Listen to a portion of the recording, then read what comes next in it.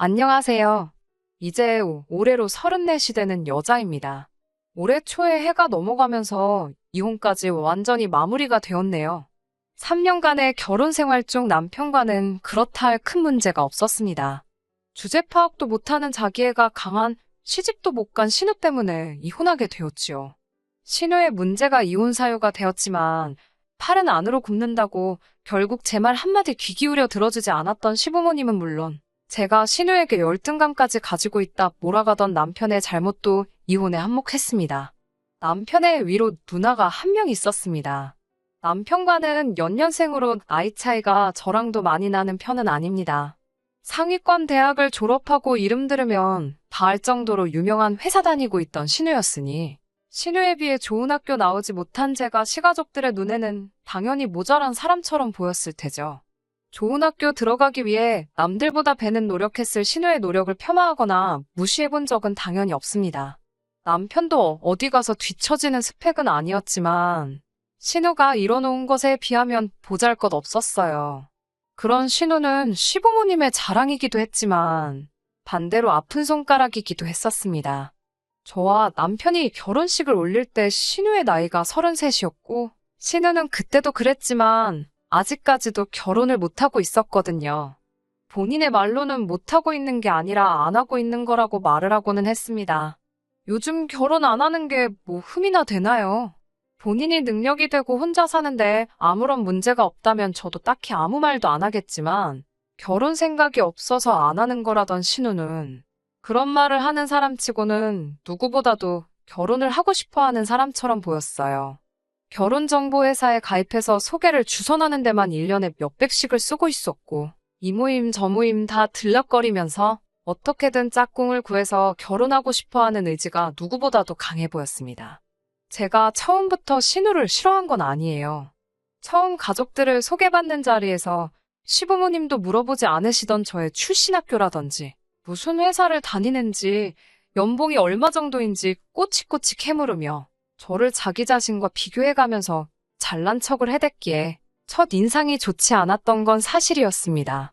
하지만 그때는 남편이 이혼하기 직전처럼 신우 편을 들던 게 아니라 제 편이었으니 저에게 귀뜸해주기를 누나가 시집을 못 가서 저런다고 자기보다 일찍 결혼하는 우리한테 배 아파서 저러는 거라 이해해달라고 말해줬었거든요. 신우의 행동들이 거슬리기는 했지만 저도 나름 그런 행동들이 신우가 자신의 자존감을 회복하기 위한 방법 중에 하나라고 생각하며 최대한 이해해주려고 애를 썼습니다. 하지만 참는 것도 한두 번이지 계속해서 저를 걸고 넘어지니 저도 인내심에 슬슬 한계가 오기 시작했어요. 제가 졸업한 학교가 신우가 다니던 학교보다 유명세는 떨어질지언정 그리고 제가 다니는 회사가 신우가 다니는 회사보다 연봉을 덜 줄지언정 저는 제 삶이 힘들고 불편하다고 생각한 적 한 번도 없거든요. 그런데 굳이 자기 남동생의 아내를 까내려야만 속이 후련했는지 계속해서 자기 잘난 이야기를 하는데 들어주는 것도 하루 이틀 일이지. 이대로 가다간 제가 한번 뒤집어 엎어도 없겠더라고요. 그러다가 남편에게서 신우가 이미 몇 년 전부터 결혼정보회사에 가입되어 있다는 소식을 듣고는 그때 확신이 든 게 신우가 남자가 없어서 저러는 게 아닌가 싶은 생각이 들었습니다. 신우가 성격이 괴팍하긴 하지만 어쨌든 좋은 회사 다니며 연봉도 높은 편이니 경우에 따라서 신부감으로 모자라는 점은 딱히 없다고 생각했어요. 신우의 저런 만행도 신우가 남자가 생기면 다 끝날 거라고 생각해서 결혼정보회사에서 소개를 받고는 있긴 하지만 저도 같이 도와주면 좋겠다는 생각에 저도 발벗고 나서서 소개해줄 사람을 찾기 시작했습니다.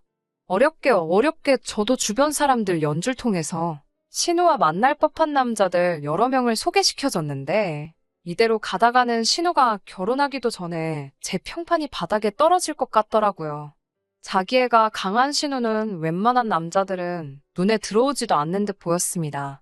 이 남자는 자기에 비해 직업이 어떻고 이 남자는 키가 어떻고 외모가 어떻고 나이가 많아서 싫다, 차가 없어서 싫다 하면서 제가 소개시켜주는 사람들마다 전부 다 퇴짜를 놓기 시작했던 거예요. 제 주변 지인들까지 소개시켜주기도 했지만 그 사람들이 하나같이 하는 말이 신우가 눈이 아주 많이 높다고 하는 말이었습니다. 그리고 또 자기 애는 뭐 그렇게 강한지 아주 자기 잘난 줄만 알고 매너가 하나도 없다고 하더라고요. 신우의 외모가 남자들을 정신 못 차리게 할 정도로 경국지색도 아니고 그렇다고 나이가 어린 것도 아닌데 바라는 건 뭐 그렇게 많은지 모르겠다고. 신우가 학교도 좋고 회사도 좋고 하지만 전문직 여성들에 비하면 돈도 쓸어 담을 정도로 버는 것도 아닌데 주제 파악을 저렇게 해서야 어디 결혼하겠냐는 말까지 들어야 했습니다. 제가 신우의 짝을 찾아주기 위해 백방으로 노력해봤지만 세상 그 어떤 남자를 데려다 놓아도 신우의 눈에는 차지도 않을 것 같아서 저도 몇 번 더 소개시켜주다가 중도 포기하게 되었어요. 그 이후에는 저도 신우한테 질려서 신우와 교류하는 횟수를 거의 줄였습니다. 그때까지만 해도 남편의 서포트가 있었기 때문에 신우를 마주치는 건 명절 때 몇 번 말고는 거의 없었거든요. 그래서 제가 신우에게 남자를 소개시켜주는 걸 포기한 이후로는 자주 만나지도 않아서 직접적으로 저의 삶에 크게 해를 끼친 적이 없었습니다. 신우가 결혼하겠다고 나대기 시작한 작년 초가 시작되기 전까지는 말이죠. 새해가 밝은 날 시댁에 방문했는데 신우가 그날 현재 좋은 만남을 가지고 있는 사람이 있고 아마 잘 될 것 같다는 식으로 처음 가족들 앞에 말을 꺼냈습니다. 말씀드렸다시피 시부모님이 신우를 자랑스러워하기는 하지만 해가 지나면 지날수록 결혼 시장에서 조금씩 경쟁력을 잃어가고 있다는 걸 아셨기 때문에 신우를 많이 걱정하셨거든요. 그런데 신우가 나서서 결혼 상대가 있다는 듯이 말하니 엄청 기뻐하시더라고요. 저도 저 신우가 자기 마음에 드는 조건 맞는 남자를 찾아서 결혼한다는 걸 상상조차 해본 적이 없었기 때문에 저는 기쁘다기보다는 충격적으로 다가왔습니다. 사람이 갑자기 바뀌면 죽는다잖아요. 동화 속에 나올 법한 백마탄 왕자님만 찾던 신우가 결혼 상대를 찾았다는 말에 저는 신우가 자기 주제 파악을 하고 눈을 낮췄구나 하는 생각이 들었어요. 시부모님이 입이 귀에 걸리셔가지고 신우에게 그래서 그 남자는 뭐 하는 사람이냐? 어떤 사람이냐? 꼬치꼬치 캐묻기 시작했어요. 신우가 자신있게 대답하기를 지금 만나는 상대가 재벌가라는 사실을 꺼냈습니다. 처음에는 제 귀를 의심하게 되었습니다. 하고 많은 남자들 중에서 재벌가 남자라니요. 신우가 재벌가 남자를 만나면 안 된다는 법은 없지만 신우가 처음으로 결혼을 전제로 만난다는 사람이 다른 사람도 아니고 재벌이세라니 제가 제대로 들은 게 맞는지 제 귀를 믿을 수가 없었습니다. 재벌가이세가 하고 많은 예쁘고 젊은 여자 냅두고 뭐하러 신우를 왜 만나느냐 직설적으로 따져 물을 수가 없으니 그저 의심하는 것 외에는 제가 할 수 있는 일이 없었죠. 다행히 제가 궁금했던 걸 시부모님이 신우에게 물어보셔서 궁금증을 해결할 수 있었어요. 신우가 자기 남자친구에 대해 자랑처럼 이 사실 저 사실을 늘어놓더라고요. 시부모님도 신이 나서 이것저것 질문하시고 그러다가 시부모님께서 신우에게 어쩌다가 이런 훌륭한 남자친구를 만나게 되었냐는 질문에 신우가 아직은 한 번도 만난 적이 없고 채팅으로 알게 되었다는 말을 모두 앞에 해왔습니다. 그 말에 여태까지 잔뜩 들떠계시던 시부모님도 실망한 표정이 역력했고 저 또한 제가 가진 의문에 답을 찾았다는 생각에 더 이상 궁금하지조차 않았어요. 시부모님도 신우 기분을 살피며 최대한 실망한 티를 내지 않으려고 하셨으나 신우도 아주 바보는 아니었는지 갑자기 차가워진 분위기 때문에 채팅으로 만나기는 했지만 재벌가 사람임은 사실이라며 어떻게든 다시 자기 이야기로 대화의 주제를 돌리고 싶어 하더라고요. 난처해하시는 시부모님을 보다 못한 제가 한마디 했습니다. 세상에 채팅으로 결혼 상대를 구하는 재벌가가 세상 천하에 어디 있겠냐고요. 요즘 꽃뱀 말들이 많은데 형님 혹시 방울뱀한테 물린 것 아니냐고 혹시 모르니 조심하라고요. 저는 사실 저 말이 신우를 웃음거리로 만들려고 한 게 아닌데 신우는 제 말에 얼굴이 새빨개지고 남편은 옆에서 배꼽을 쥐고 웃더라고요. 방울뱀이 뭐냐고 하면서 웃기 시작하니까 시부모님도 터져나오는 웃음을 참지 못하셨는지 결국 따라 웃게 되었어요. 신우가 그때 마음이 많이 상해 보였는데 여태껏 저를 괴롭혔던 걸 한 방 먹여주는 기분이라 미안하기도 했지만 속이 참 시원했습니다. 하지만 신우는 끝까지 자기와 연락을 나누고 있는 상대방이 재벌이세라는 사실을 굳게 믿고 있더라고요. 나한테 거짓말 할 사람이 아니다. 너가 이 사람을 알기나 하냐면서 방방 뛰는데 그래서 저도 신우에게 하나의 가능성을 이야기한 것뿐이니 조심했으면 좋겠다는 취지에서 말한 거지 웃음거리로 만들려던 생각은 없었다고 다시 한번 원래 말한 목적을 설명해 줬어요. 그때까지만 해도 저도 남편도 시부모님도 신우가 만나는 남자에 대해서 크게 믿고 있는 눈치가 아니었습니다. 재벌가라는 그 남자가 직접 집에 찾아오기 전까지는 말이죠. 시간은 그날로부터 조금 지나서 설 연휴가 되었습니다. 연휴 시작 날과 설날 당일을 시댁에서 보내고 남은 연휴 기간을 친정에서 보낼 계획이었습니다. 시댁에서 설을 보내고 친정으로 향한 당일날 신우에게서 연락을 받게 되었습니다. 당장 시댁으로 다시 올라오라고요. 힘들게 고생해가며 친정에 도착한 지 얼마나 되었다고 다짜고짜 올라오라는 말에 왜 저희가 다시 올라가야 하냐고 따지니 제가 방울뱀 들먹이며 뭐라 했던 이야기를 들먹이면서 자기 남자친구가 얼마나 바쁜 사람인 줄 아냐고. 그런데도 너 같은 의심병 환자들 때문에 연휴에 힘들게 시간 내가지고 지금 시댁에 방문하기로 했으니 너네도 와서 얼굴 한번 보고 겸사겸사 그날 일을 자기한테 사과도 하라 뭐 이런 전화였습니다. 솔직히 저도 오랜만에 내려온 친정이었던지라 가고 싶은 마음은 눈곱만치도 없었는데 신우가 저렇게 당당하게 나오는데 괜히 참석 안 해봐야 나중에 말만 더 나오고 신우만 기고만장하게 만드는 게 아닌가 싶어서 아쉽지만 친정부모님께는 따로 상황을 설명하고 시댁으로 다시 향했습니다. 가는 도중에 목적지가 변경이 되어서 시댁이 아니라 서울 한복판에 있는 5성급 호텔로 향했어요. 연락을 받고 간 곳은 그 호텔 안에서도 예약하기가 그렇게 힘이 든다는 레스토랑이었습니다. 한 사람 앞에 식사 가격도 가격이지만 명절 연휴에 어떻게 예약을 해낸 건지가 더 궁금해지더라고요. 갔더니 시부모님과 신우, 그리고 신우의 남자친구는 이미 자리에 앉아 있었고 당시에 방역수칙 때문에 저와 남편은 조금 떨어진 곳에 따로 자리를 하게 되었습니다. 잠깐 신우와 신우 남자친구가 와서 인사를 하는데 신우 남자친구는 인물도 훤칠하고 매너도 엄청 좋았습니다. 나이는 남편과 비슷해 보였는데 솔직한 마음은 재벌가라는 사실을 빼고 보더라도 저 정도 남자가 뭐하러 신우 같은 사람을 만나느냐 하는 느낌이 컸어요. 식사하면서 멀리서 신우네를 바라보는데 둘이 나란히 앉아있는데 그 기가 센 신우가 냅킨으로 남자친구 입 주변도 닦아주고 쩔쩔매는 꼬라지를 보니까 웃기지도 않더라고요. 세상에 저렇게 안 어울리는 한 쌍이 있나 싶었습니다. 그러니 저는 솔직히 의심이 점점 확신으로 바뀌기 시작하고 있었는데 시부모님이나 남편은 저와는 다른 생각이더라고요.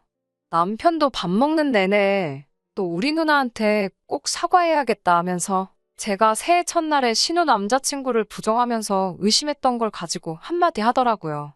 시부모님도 그 이후부터는 우리 예비사위가 하면서 이미 두 사람이 결혼을 할 것이라고 확신을 갖고 계신 눈치였어요. 식사가 끝나고 시부모님은 택시를 잡아서 집으로 보내드리고 젊은 사람들끼리 뭉치자고 하면서 어디로 향하더라고요. 도착한 곳에서 메뉴판을 보니 술 한 잔에 무슨 몇만 원씩 하는 비싼 고급 술집이었습니다. 자주 오는 곳인지 신우 남자친구를 향해 직원들이 반갑게 인사도 해주더라고요. 남편은 이미 자기한테 재벌가 매형이 생긴다고 신이 난 분위기였습니다. 술자리가 끝나고 나서는 저희가 택시를 잡고 집에 돌아가려는데 굳이 저희를 불러세워서는 자기는 대리기사를 불렀다고 기다려달라는 겁니다. 그러고선 자기 자동차를 보여주는데 자동차를 보여줄 때는 신우보다 오히려 제 남편이 더 좋아하더라고요. 그도 그럴 게 남편이 언젠가는 꼭 타보고 싶다던 차값만 해도 몇 억에 달하는 외제차였거든요.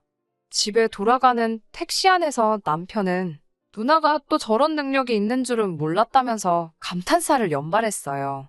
누나가 인기가 없던 게 아니고 재벌집 같은 데서는 먹여주는 스타일이라서 평범한 남자들은 누나의 아우라에 밀렸던 거 아니겠냐고 하는데 참 어이가 없었습니다. 신우가 처음 남자가 있다고 했던 날에 저는 도무지 믿을 수 없었지만 실제로 제 눈으로 똑똑히 봤으니 아무 말도 할 수가 없었습니다. 하지만 저는 아무리 생각해도 아니라는 생각이 들었어요. 아무리 사랑이 모든 걸 초월한다고 하지만 신우와 그 남자를 나란히 두고 보면 여태까지의 저의 가치관이나 세상이 무너질 정도로 안 어울리는 한 쌍이었으니까요. 안 어울리는 정도가 아니라 아침 드라마였다면 이런 말도 안 되는 커플이 어디 있냐고, 어디 욕 한 바지 먹을 정도가 아닌가 하는 생각이 들 정도였습니다. 아무튼 신우의 남자친구를 처음 소개받은 이후로는 신우의 남자친구와 저희 부부에서 자주 시간을 보내게 되었습니다. 신우의 남자친구는 자기가 재벌가라고만 소개했지 어느 재벌이라는 걸 밝히지 않았어요. 신우도 정확히는 모르는 것 같더라고요. 아무리 비싼 술을 마시고 비싼 레스토랑에서 식사를 하고 값비싼 외제차를 끈다고 해도 굳이 그 사실을 숨겨야 할 이유는 따로 없다는 생각이었어요. 제가 끈덕지게 물어보니 신우 남자친구가 자기가 말 못할 사정이 있다며 이유를 구구절절히 설명해 주더라고요. 자신이 재벌가 출신은 맞지만 서자 출신이라서 세상에 알릴 수가 없다고요. 자신의 존재가 세상에 알려지면 아버지가 여태껏 일궈놓은 기업의 근간이 뿌리채 흔들릴 수도 있으니 조심하고 싶다고 합니다. 첩 출신인 어머니한테 누를 끼치고 싶지 않다고 하기도 하고요. 그나마 다행인 건 아버지의 친자식들이 다 흐리멍텅해서 나중에는 자기가 승계순위에 들어갈 수 있을 거라고. 자기 집안이 정 궁금하면 모자란 자식들을 데리고 있는 재벌 집안을 검색해보라고 말하더라고요. 신우도 이 말은 처음 들었나 봐요. 그 말을 듣고 그동안 얼마나 힘들었겠냐며 눈물까지 보이더라고요. 신우가 언제부터 저렇게 공감 능력이 좋았는지 참 어이가 없었는데 돈은 많아 보이지만 저렇게 숨기는 게 많은 것이 저는 솔직히 신뢰하지 못할 사람이라는 생각이 들었어요. 아무튼 그렇게 자주 같이 시간을 보내다가 신우 남자친구의 아버지가 급한 회사 인수합병 문제 때문에 자기가 한동안 해외에 나가 있어야 할 것 같다는 소식을 전해왔습니다. 당분간은 해외에서 머물러야 할 것 같다고 작별 인사랍시고 서울이 한눈에 들어오는 호텔방까지 잡아줘서 송별 파티까지 열었습니다. 다음날 아침에 저희 남편한테 부탁해서 외제차를 맡겨주고는 공항까지도 바래다 달라고 부탁을 했어요. 출국 수속이 끝나고 비행기 타러 나가는 모습까지 보여주고 신우의 남자친구는 한국을 떠났습니다. 돌아오는 길에는 외제차가 아니라 지하철을 타고 돌아와야 했는데 남편은 자기 드림카를 몰아봤으니 인생의 소원을 성취한 것 같다며 엄청 벅차올라 있더라고요. 남자친구가 있는 동안은 신우가 저한테 스트레스 주는 일이 없었는데 남자친구가 한국을 떠나자마자 다시 저를 걸고 넘어지더라고요. 사실 남자친구가 그렇게 신뢰가 가지 않는다고 말을 제가 먼저 꺼냈으니 제가 먼저 신우 심기를 건드린 게 맞긴 한데 신우는 그렇게 소시민같이 사니까 인생에 발전이 없는 거라면서 남자친구가 돌아올 때 몸 명품 가방을 사오기로 했네. 어쩌네 자랑처럼 떠들더라고요. 제 월급으로는 평생 가도 들지 못할 만한 가방이라고요. 거기까지 다 좋았었는데 문제는 신우의 남자친구가 한국을 떠난 지 2개월이 지나고 나서 일어났습니다. 평소처럼 한가한 주말을 보내고 있었는데 시부모님이 가족회의를 한답시고 저희 부부를 소집하셨어요. 무슨 일인가 부랴부랴 시댁에 도착을 했더니 신우가 앞뒤 다 잘라먹고 다짜고짜 저희한테 돈이 얼마나 있냐고 물어보더라고요. 갑자기 돈 이야기를 꺼내니 조금 조심스러울 수밖에 없었는데 남편이 적금 깨면 4천만 원 정도 있다고 곧바로 저희 재정 상태를 오픈하더라고요. 시어머니가 그걸로는 택도 없겠다고 말하면서 저희가 지금 살고 있는 집이 얼마인지까지 물어보시는데 그때부터 뭔가 예감이 안 좋기 시작했습니다. 남편은 그게 뭐 숨길 일이냐면서 현재 저희 집이 시세가 얼마고 얼마 정도 한다고 전부 다 말했어요. 아니나 다를까 안 좋았던 촉이 그대로 들어맞았습니다. 신우는 그러면 저희 적금을 깨고 집을 담보로 3억을 대출받아오면 되겠다고 하더라고요. 그래서 제가 중간에 말을 끊었습니다. 무슨 일인지 말도 안 해주고 다짜고짜 3억을 대출받아오라는 게 무슨 소리냐고 물었어요. 신우가 잔뜩 짜증이 난 표정으로 저한테 설명을 해주더라고요. 남자친구가 곧 있으면 한국에 들어오게 되어 있는데 몸이 안 좋아서 검사를 받았더니 양성이 떠서 지금 그쪽에서 발이 묶여버린 상황이라고요. 그거랑 대출이랑 뭐가 연관이 있냐고 물었더니 저보고 아직 말도 안 끝났는데 중간에 자꾸 잘라먹지 말라면서 성질을 부리면서 회사 인수합병 때문에 자금이 필요한데 자가격리를 하게 되면서 큰 거래가 날아가게 생긴 상황이라며 신우에게 혹시 그 돈을 자기 대신 구해서 입금을 해줄 수 있냐고 부탁을 해왔다는 겁니다. 그 금액이 자그만치 10억이었고 신우가 여태껏 모은 돈과 대출을 받아도 택도 없으니 시부모님 노후 자금을 합치고 저희 집을 담보로 대출까지 받아 필요하다는 그 액수를 어떻게 마련하려고 하는 거였어요. 그때서야 제가 여태껏 신우 남자친구에게서 느꼈던 사짜 냄새가 확신으로 바뀌더라고요. 지금 다들 제정신들이냐고. 신우가 남자친구랑 혼인신고를 올린 것도 아닌데 그렇게 큰 돈을 어떻게 왔다 갔다 할 생각을 하냐며 정신들 차리라고. 그 사람은 분명히 사기꾼일 거라고 말을 했어요. 그러니 신우가 성질을 내면서 네가 내 남자친구에 대해서 뭘 알고 떠드냐면서 입에 거품을 물고 저에게 안 좋은 말을 퍼붓더라고요. 이미 자기는 남자친구에게 1억에 가까운 돈을 빌려준 적이 있다고. 그리고 갚기로 한 날에 이자까지 쳐서 갚아준 사람이라 신용은 확실하다며 자기 남자친구 아니라고 말 함부로 하지 말라고 하더라고요. 이번에도 인수합병이 성공적으로 마무리되면 우리 쪽에서 빌려준 10억을 20억으로 갚아준다고 했고 그리고 자기와 결혼까지 하기로 약속했다고 하더라고요. 결코 저희도 손해보는 장사가 아니니까 잔말 말고 하라는 대로 하라면서요. 제가 미쳤다고 했어요. 무슨 회사 인수합병을 10억으로 하냐고. 동네에서 장사 잘 되는 족발집도 권리금 생각하면 그 돈 주고 못 살 거라고. 어디 서울의 비싼 아파트 한 채 값도 안 되는 돈으로 회사를 인수합병을 하면 강남 사는 사람들은 회사를 12개씩은 가지고 있겠다고. 그렇게는 안 된다고 했습니다. 신우는 네가 재벌들이 하는 일에 대해서 아는 게 있기나 하냐면서 그러니까 결혼 생활 3년 동안 고작 3천만 원밖에 못 모은 거라며 저를 무시하더라고요. 저를 무시하든 말든 그걸로 손해를 보든 말든 저는 그런 검증되지도 않은 위험한 일에 내 집까지 담보로만 들어가며 돈 마련할 생각 없다고. 미안하지만 그 10억을 20억 만들어서 그 돈으로 감자를 삶아 먹던 쪄먹던 알아서 하라고. 저희는 빠지겠다고 한마디 했습니다.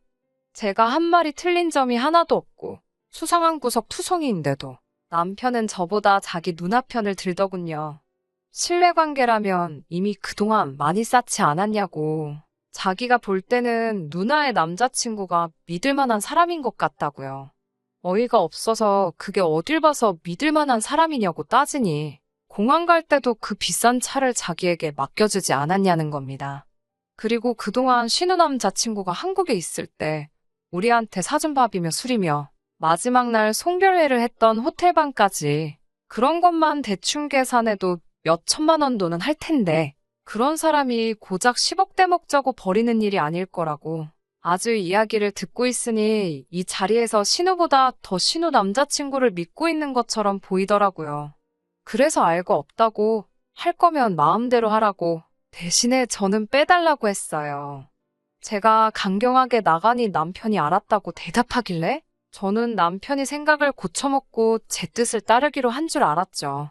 그런데 어이없게도 남편은 저에게 이혼 이야기를 꺼내더군요. 재산을 정확히 반으로 분할해 줄 테니 이혼하자고요. 10억이 20억이 되는 장사인데 계산이 안 되느냐며 우리 3년간 모은 게 3천이라고. 이대로라면 3억을 모으기 위해서는 30년의 세월이 걸리지 않겠냐며 이런 일확천금의 기회를 자기는 놓칠 수 없다고 하더라고요. 사기꾼이면 어쩔 거냐고 물으니 저한테 오히려 사기꾼이 아니면 어쩔 거냐고. 네가 어디 가서 그 3억을 벌어오기라도 할 거냐면서 어깃장을 부리는데 이제는 답도 없다고 생각했어요. 그래서 이혼하자고 했습니다. 남편은 집을 담보로 대출을 받아 저에게 재산 분할을 해주고 말 그대로 연끌을 해서 끝내 그 금액을 맞추더라고요. 모자란 돈은 친한 친구에게서까지 빌렸나 봅니다. 합의 이혼이라 이혼까지 가는데 그렇게 긴 시간이 걸리지 않았는데도 숙려 기간 동안 저한테 와서는 너는 내가 부자 되면 다시 받아달라는 말도 꺼내지 말라고 아주 까불거리면서 제 속을 뒤집어 놓더라고요. 그리고는 얼마 뒤에 신우 남자친구랑 같이 술 마시는 사진까지 보내주면서 사기꾼이 돈 떼먹고 도망갈 거면 지금 나랑 술을 마시고 있겠냐고 하면서 평생 그렇게 월급쟁이 생활만 하면서 살려고 하더군요. 신우 남자친구가 인수합병건만 잘 끝나면 그때는 자기 회사로 불러서 높은 자리 하나 주겠다고 약속까지 했다나요. 돈 얼마에 저렇게 변할 사람이었으면 차라리 이혼한 게 잘 된 거라는 생각이 들었어요. 이혼 후에도 제 삶이 그렇게 크게 변한 건 없었습니다. 내 집 생활 하다가 회사 근처에 월세방살이를 다시 시작해야 했지만 한 점 후회는 없었어요. 그렇게 남편과는 연락도 끊고 있고 살았는데 얼마 전에 남편에게서 도와달라고 연락이 왔습니다. 제 예상이 맞았던 거예요. 예상이 맞았다고 할 일도 없었어요. 누가 봐도 사짜 냄새 물씬 나는 상황이었으니까요. 제가 예상한 대로 신우의 남자친구는 재벌가의 서자인 척 연기를 하고 있던 가짜였던 겁니다. 경찰서에 갔더니 신우 말고도 그 남자에게 결혼을 빌미로 돈을 떼먹힌 사람이 한두 명이 아니었다고 하네요. 번드르르한 외제차와 비싼 호텔, 식당까지.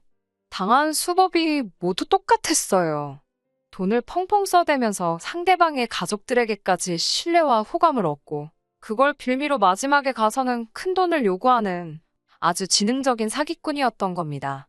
일단 한 명의 여자에게서 그 돈을 빌려서 그 돈으로 다른 여자에게 작업을 걸고 그 여자에게 돈을 또 빌려서 또 다른 여자에게 작업을 꺼는 식으로 그렇게 사람들의 마음을 훔쳐서 마지막에는 큰 돈을 뜯어내고 잠수를 타버린 거였어요. 시부모님 노후 자금은 물론 신우고 남편이고 정말 주변 지인들 돈까지 해서 끌어모을 대로 끌어모은 돈이었어서 당장 온 가족이 길바닥에 나앉게 생겼다고 하면서 제 말을 들을 걸 그랬다며 자기만이라도 일단 살려줄 수 있겠냐면서 우리 다시 합치면 안 되겠냐 연락을 해온 것이었습니다. 일 없다고 했어요. 이제 와서 용서를 구하기엔 너무 늦은 거 아니겠냐고 나한테 큰 소리 치고 떠난 게 있으니 그 이후 일은 저를 연관짓지 말아달라고 하고 연락을 끊어버렸습니다. 그 뒤로도 계속해서 연락이 왔지만 받지 않았어요. 연락해서 할 말이라곤 뻔한 이야기밖에 없을 테고 돈이라도 빌려달라는 말을 들었다가는 이 인간에게 남아있는 마지막 정까지 사라져버릴 것 같아서 좋은 모습으로 끝내기 위해 일부러 연락을 받지 않았습니다. 항상 저보고 못 배웠다며 저를 무시하고 끝까지 제 이야기에 말 한마디 귀 기울여 듣지 않았던 신우, 시부모님, 그리고 제 남편이에요. 그 벌을 달게 받았다고 속이 후련할 수도 있지만 안쓰러운 마음뿐이네요. 사실 진짜 나쁜 건 사람 마음을 가지고 장난친 그 사기꾼 녀석이니까요. 저를 그동안 어떻게 대했던 간에 아무쪼록 전시가족들이 별탈 없이 다시 일어날 수 있다면 좋겠습니다. 그리고 그 사기꾼 녀석도 얼른 잡혀서 사람 마음을 가지고 장난친 그 죄를 달게 받았으면 좋겠네요. 더 이상 신우와 같은 피해자가 나오지 않기를 바라면서 이만 사연 줄여보도록 하겠습니다. 끝까지 들어주셔서 감사합니다. 오늘의 사연은 여기까지입니다. 구독과 좋아요, 알람 설정 부탁드리고 더 좋은 사연으로 다시 찾아뵙겠습니다. 감사합니다.